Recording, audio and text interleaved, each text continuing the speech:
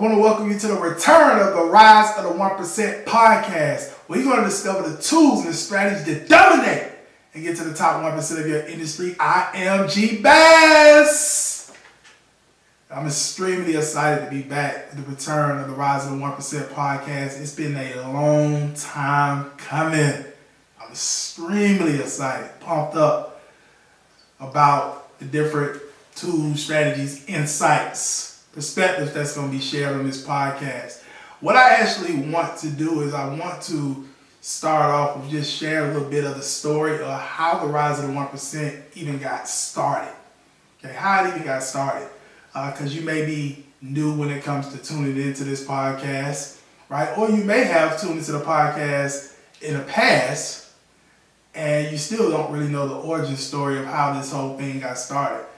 So pretty much, the Rise of the 1% actually got started off as a conference call back in 2015 because I actually had a curiosity in terms of what actually made the great. What made certain individuals actually rise into the top 1% of what they did and even go on to create wealth versus those that didn't. And so pretty much around that time, I started to interview several entrepreneurs at that time that were I felt that were on their rise into the top 1% or that were already there. And after actually doing that conference call for about a year or so, it was a free conference call. I did every single week.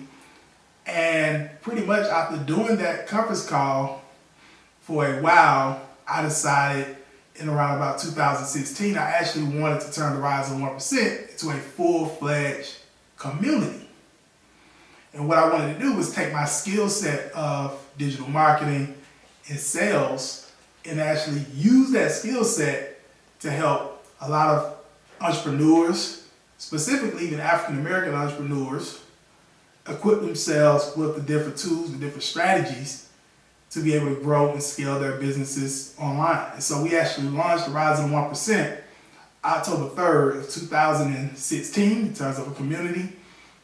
And it started off as a membership program where pretty much I already had some pre-recorded trainings around different marketing and sales strategies in a membership site online, and also those that became members of the Rise of 1% at that time. I also was able to hop onto weekly group coaching calls with myself and some of the rest of the Rise of the 1% team on a weekly basis.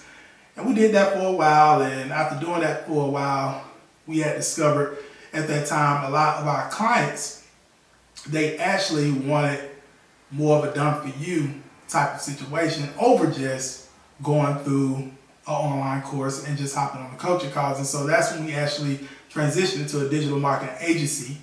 And pretty much we operated as a digital marketing agency for about 4.5 years, where at that time I was primarily assisting a lot of our clients with setting up paid advertising campaigns, right, on platforms such as like Facebook, Instagram, to be able to drive traffic to their sites online, generate leads, and get high value clients, right? And it was more of a done-for-you solution. And so we did that for about 4.5 years.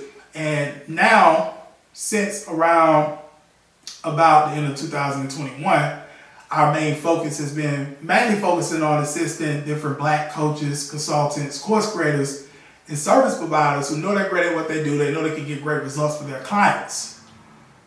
But what they lack is pretty much a consistent and predictable way to consistently generate qualified appointments and get high value clients online. And so we work with a lot of our clients that are entrepreneurs with putting those systems in place through different automation systems online. We even help some of our clients with building out remote commission-based sales teams, and we help them pretty much scale their businesses without having to spend money on paid advertising, right? Especially in the beginning stages of growing their companies.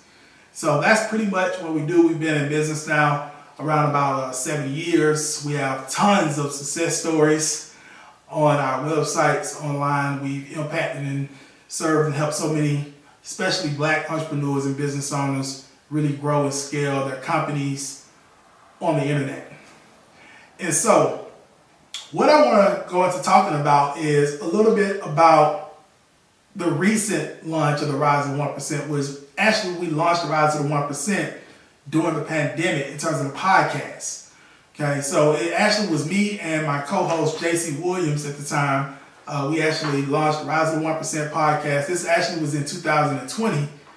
And we did around about 18 episodes. Me and JC Williams had some great chemistry. We came on and shared a lot of great information. If you've never taken a look at those episodes, I definitely say you should go back and watch them. They definitely had a ton of value, and there are a lot of different insights and strategies to really be able to dominate and get into the top 1%. We had some great guests on as well, and you can actually go back and take a look at some of those interviews and some of the guests that we actually interviewed as well. So yeah, you definitely should go check out those interviews. And so now I want to talk a little bit about what happened with the Rise of the 1% podcast at that time. So me and JC Williams at that time had some personal and some business situations happen when we actually had to step away from the podcast. But over the years, I had many people still reaching out to me saying, "Hey Gerald, definitely love to see you bring back the Rise of the 1% podcast. Got a lot of insights, got a lot of strategies, a lot of knowledge from it. So definitely love to see you bring it back. And plus, I have a lot of great new insights and strategies that I actually want to be able to share on this podcast. And it's a lot of guests that I definitely believe should be able to get their message out to the world as well during this time of 2024 and even moving forward and beyond. And so that's why we're actually bringing the Rise of the 1% podcast back. And on this podcast, we're actually going to be talking entrepreneurship. I'm going to be bringing on a lot of entrepreneurs that's rising into the top 1%, to those that are already in the 1% or the 1% of the 1%. I'm going to be bringing on certain individuals as well that are in the entertainment business who have risen into the top 1% as well, because of course that's where my background is as well. If you don't know, before I actually started a digital marketing consultancy firm, which is the Rise of 1%, I actually was in the entertainment business as a party and concert promoter, and I was in artist management, and I started off as an artist myself as well in the beginning stages. And so I'm also going to be bringing on some people that are in the entertainment business as well that have done real big things. So it's going to be all about entrepreneurship, business, and like I said as well, some forms of entertainment. And so that's pretty much what we have going now in 2024 with this Rise of 1% podcast. I'm excited about the return of it. I hope you are as well. And so what I want to transition to talking a little bit about is, for one, what is the 1%? Okay, what is the 1%? You may say, what is that? Right? What is the 1%? What does that mean? And so let's talk a little bit about, for one, the income side of the 1%. So these are some statistics I actually want to share with you. So this was actually as of 2023. Of course, we're in 2024 now, but as of 2023, $591,550 was the cutoff for a top 1% household income, and that was in the United States. Okay? And for a single earner, the cutoff, and this was as of 2023, was $407,500, right? Now, the 1% in terms of the rise of the 1%, right, is all about getting to the top of your industry and also being dominant in your industry, right? And also going on to create wealth for you and your family, right? That's what the Rise of the 1% is all about, okay? So I'm going to talk to you now about some of the top traits of the 1%, okay? I've been around a lot of individuals in the 1%, right, over the years, okay? And I've studied a lot of people in the 1% as well. So I'm going to talk to you a little bit about the top traits of a 1%er, all right? So the first thing in terms of a top trait of a 1%er is they're very spiritual, right? I'm not talking about religious, all right? I'm talking about they're very spiritual. They have a very strong spiritual side. They believe in some form of higher power, right, than themselves. Right? They're not very egotistical and believe they're in control of everything. Right? They do believe in a higher power. Right? Another thing in terms of a top trait of a top 1%er is health. Right? Health. They take their health very seriously. Health is wealth. Right?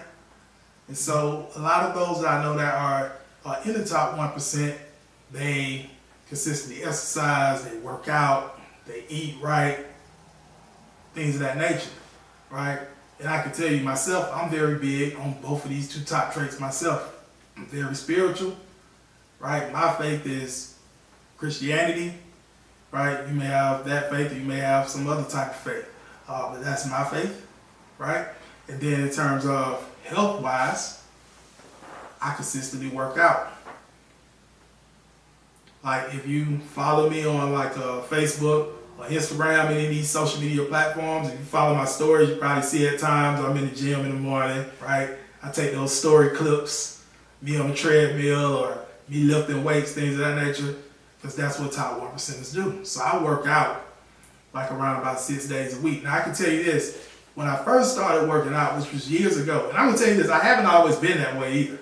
It actually was one of my business coaches, and he's actually one of my first business coaches that I hired back in 2014. He was very successful in entrepreneurship and business at that time, and I saw his background, right? He actually came from the streets, all kind of stuff like that, and I seen like his whole life just transform and just transition over a period of time. And he had some of the success that I wanted at that time, and one thing he told me is that a lot of those that are very successful in terms of business entrepreneurship take their health very seriously. And so that's when I actually started taking mine more seriously, and like I say, getting into the gym, working out, exercising, and eating right. And I started off doing it around about 3 to 5 times a week at that time, right? So I didn't dive in with 6 days a week. I had to build up to that, right? So in 2024, even if you just got to start out with a few times a week, right? Just getting in the gym, doing some exercise, working out, and just eating a little better than you maybe did back in 2023. That's what I definitely recommend in terms of a top 1% trait, right? The next thing in terms of top 1%ers is they have great relationships, right? That can be with family, that can be with friends, that can even just be networking, just making those major connections, right? They say your network is your net worth, right? They say you're the sum total of the people you spend the most time with. That's a true statement, right? So if you spend your time with, a bunch of people talking about other people, gossiping about other people, right? But not necessarily talking about ideals and making moves, positivity, right? That's who you will become, right? So you want to surround yourself with people who are discussing ideals, who are discussing moves, who are discussing bettering themselves, right? And just continuously elevating and getting to the next level. Those are the type of people you really want to surround yourself with and build relationships. If you're one of those people who consider yourself an introvert, that's okay. But if you really want to be successful in business and entrepreneurship, you're also going to have a little bit of an extroverted side too, where you're willing to get out your shell and meet other people, communicate with other people, network with other people, like-minded people. Because at the end of the day, it can be value that they can bring to you, right? It also could be value that you can bring to them. A lot of opportunities come from networking, right? So you got to be able to build those relationships, right? So that's key. That's a top trait of a top 1%er. Another thing is top 1%ers are avid learners, right? So, constantly reading new books, right? They say, the average millionaire or a lot of CEOs, top CEOs, they say read around a book a week, right? That's literally for a month. That's 48 a year, right? But even you don't even have to start off with that. You could just start off with reading like a minimum 10 pages a day.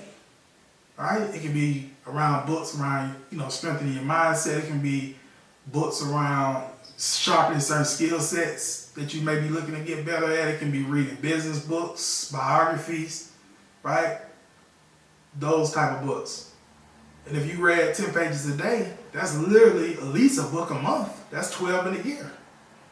The average person doesn't do that. So you're literally furthering your education. You're furthering your knowledge. That's how you become a top 1%er, right? Investing into courses, coaching programs. I can tell you that literally changed my life back in 2014, right? In like 2017 when I got my other coach as well, right? And I still have coaches to this day.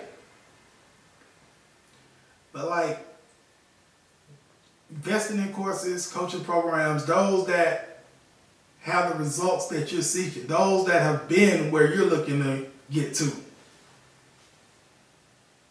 Those are coaches, right? And then the other thing I tell you that literally changed a lot for me as well, this was at the end of 2021, is I actually got into a mastermind. Invested a whole lot to get into it, but I tell you this, very transformational. Because I was literally in a mastermind with entrepreneurs and business owners that was doing like $100,000 a month at that time, $250,000 a month. One guy in the mastermind, his company was doing like $2 million a month. When you rubbing elbows and shoulders with people like that, getting information from them, strategies from them as well, right? What do you think that literally can do to your business? And even the way you go out and service your clients. You just become better all the way around. That's what it literally did for myself getting into a mastermind. So if you've never been in a mastermind, I would definitely recommend looking into getting into one. Right? And another thing as well is attending conferences and events. That's very huge as well. I remember when I first got into the digital marketing space myself, like I was going to tons of conferences around like digital marketing, right? Sales, growing businesses. Like even if I had to travel, whatever I had to do, right? So like if you really want to get to that next level too, you got to attend events and conferences. You can do it, like I say, around specific skill sets that you're looking to sharpen or people that's within your industry. Networking, making those connections. You never know who can be in those rooms. Right? So you definitely want to actually remain an avid learner. Right? And another top trait of 1%ers is heavy executioners. You want to write that down. Because you can have all the information in the world, but if you take no action, it's just information. That's why I don't believe in knowledge is power. I believe applied knowledge is power. Because there's a lot of people who have tons of knowledge, but they ain't doing nothing with it. Right? It's just a bunch of knowledge in their head. Right? So you got to be a heavy executioner of the information that you get, and also become great at solving big problems. Solving big problems. You should always be looking at any problems around you that you potentially can solve. That's what entrepreneurs do. You have to be curious when it comes to what is the next problem that I can solve, right? How can I continuously and consistently continue to impact humanity on big levels? That's what entrepreneurship is all about.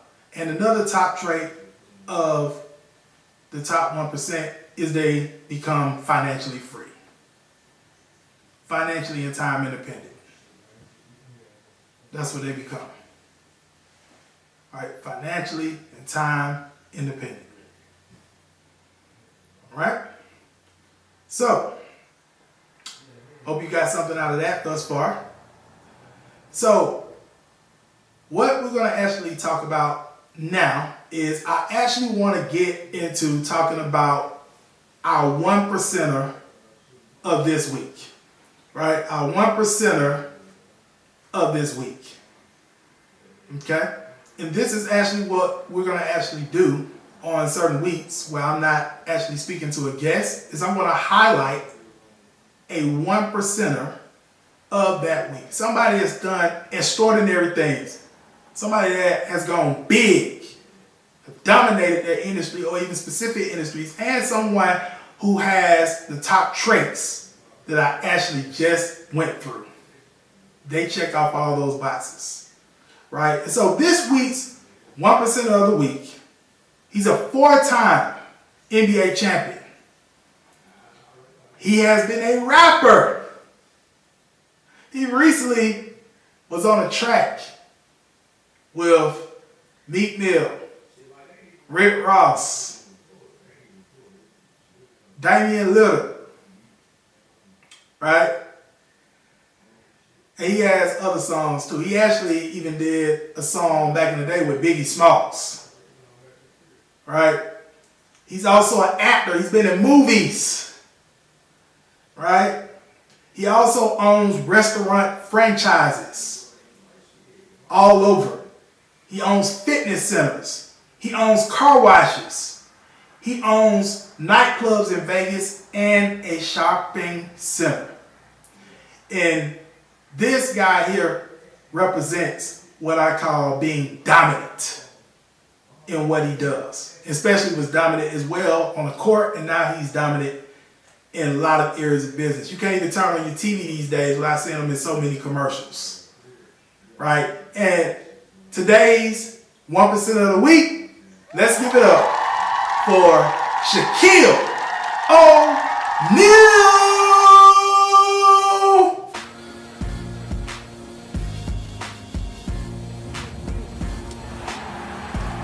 Side feeds to Murasan, right hand. Oh, set away! Congratulations, 1999-2000 NBA MVP, Shaquille O'Neal.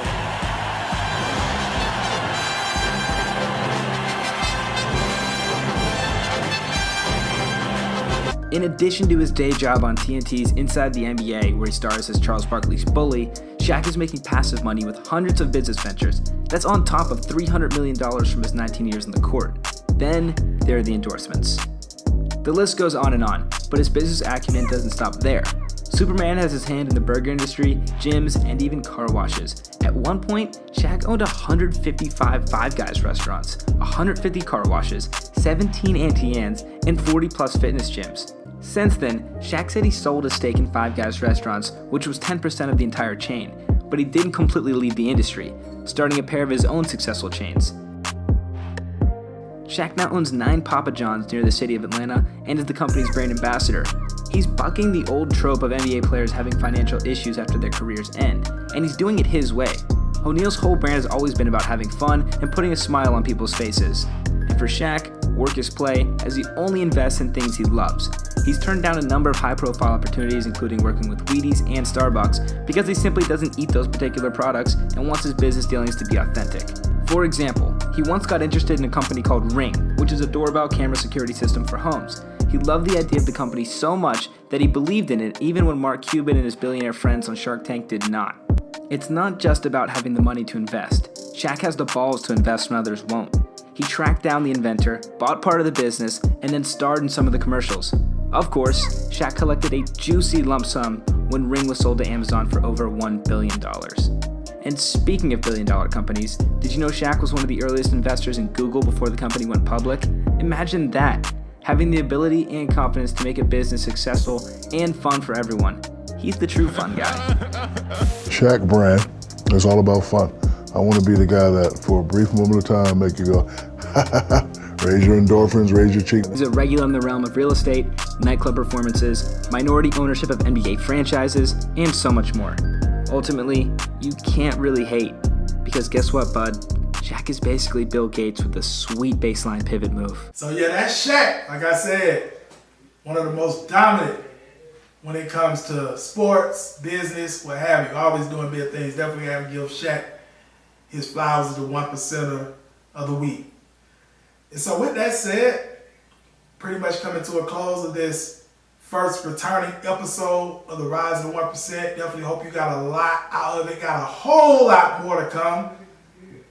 Definitely, if you're listening to this on iTunes, Spotify, or any other platforms in terms of the audio, if you got a lot of value, definitely give us a 5-star rating as well. And also as well, if you're listening to this on YouTube, make sure you bang that like button, bang the subscribe button as well. And also, definitely love to hear your feedback. Any takeaways you may have gotten out of this episode, feel free to drop them on any of the platforms you may be listening to this on. And if you have any questions as well, feel free to drop those as well. Also, feel free to share this around for anyone else you feel can benefit. And also, if you're a black coach, consultant, course creator, service-based business provider, and you want to discover some strategies on how to be able to pack your calendar with qualified appointments, be able to scale up to 20K, 50K plus a month in 2024 in under 60 days without paid ads, is actually going to be a link to a free case study in the description that you can take a look at for absolutely free. Okay? And with that said, this is G.Bass with the Rise of 1%. Have a phenomenal day on purpose.